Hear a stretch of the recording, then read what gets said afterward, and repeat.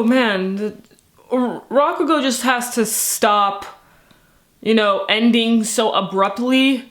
Just something intense just happens, and, it just felt like that the series was just, grabbing you, like physically grabbing you, whether it be your eye, whether it be your heart, whether it be your mind. It just grabs you in some way, and then all of a sudden it ends with that extremely calm ED, and it's just so abrupt. I hate it, man. Oh my gosh, it's such a poor way to take me out of the zone. Like, come on, can't you do it a smoother way? It just ends so abruptly. It's yeah, this episode got me once again. They're not holding back this season of Rakugo, man. Just as I said earlier, it just feels like that they're grabbing me. Okay, I feel like that, like the Shinigami, the Shinigami. He's just all like, oh, look at the candle, it's gonna burn out. It's gonna burn out. It's like they're dangling something right in front of me. I feel like that something in the series is just pulling me. Okay, I'm so attached to this anime. I'm so attached to the world and everything within this anime, the characters and stuff, the soundtrack, just everything. And then when it all ends, it hurts me even more because they didn't give me time to let go.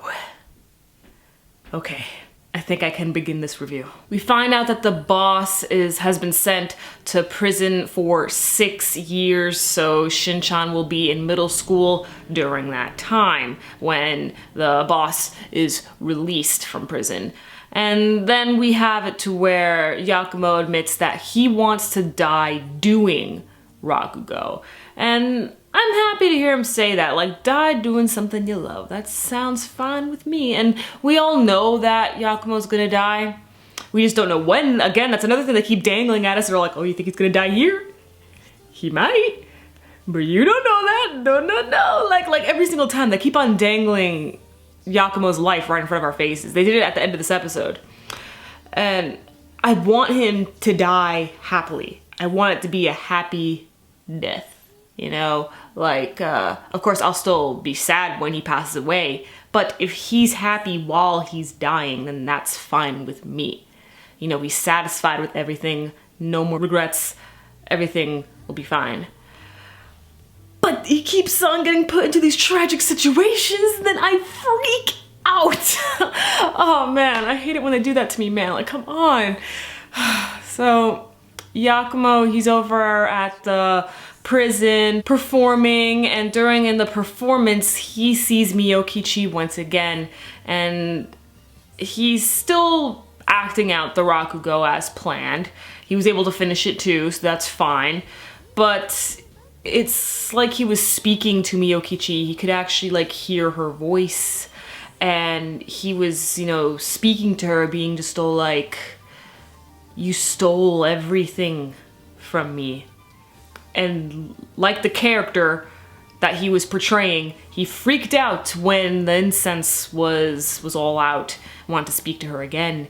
And so towards the end of this episode, we go with Yakumo over at the theater, and he just wants to be alone, and he performs Shinigami.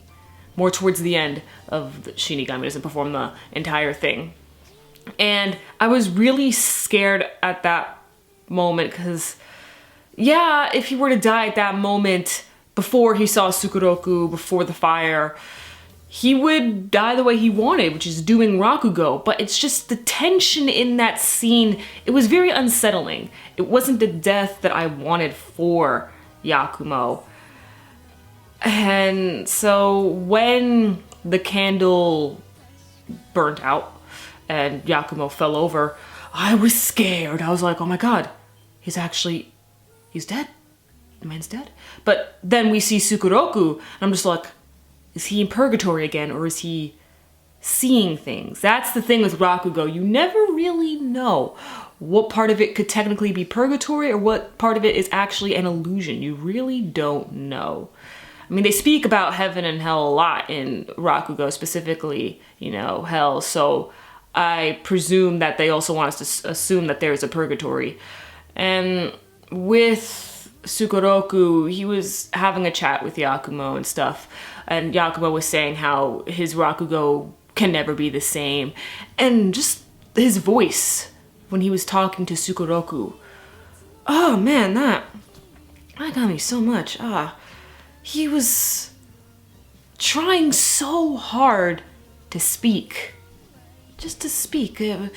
His voice was so raspy. It felt like his voice was dying out. And it really scared me. My heart, man, I can't. Every time. The voice actor is really, really talented. Like, props to that man. Just wow. Truly got me with his performance. And then, here's where things seem to look more like a purgatory, where Sukeroku, his eyes turn red. He makes Yakumo grab a candle and throw it. And it's sad, because the theater, the one Rakugo theater left, it's so old, with all that history, is on fire. And then Sukeroku turns into an actual Shinigami. All skeleton, just the bones and everything. And Yakumo, he seemed like he was ready to die in that moment, but then when Yotaro showed up, he was just like, no, I don't want to die. I don't want to die. Yotaro, save me! And Yotaro reaches out to save him, but Yakumo is still being held back by the Shinigami, but then he was finally able to leap forward, and Yotaro and Yakumo seem to escape from the burning theater. So, hot damn. Another episode that truly got to me. They really gotta learn how to end their episodes better though. Just, good lord, just give me some time, please. So abrupt, come on. The season of Rakugo is absolutely perfection. After this episode, I definitely have to say it's way better than season 1. And season 1 was also fantastic. Like I said, season 1 was a masterpiece. So what does that make season 2? Can you go above from masterpiece? I don't know. But yeah, that was the episode. Fantastic episode. Let me know your thoughts. Did it grab you as much as it grabbed me? Stop it. Get mine out of the gutter. No, not like that. Come on. We're being serious here. This is Rakugo we're talking about. And catch me tomorrow as I review March Comes in Like a Lion and Demi-chan. I'm your female otaku. Sayonara.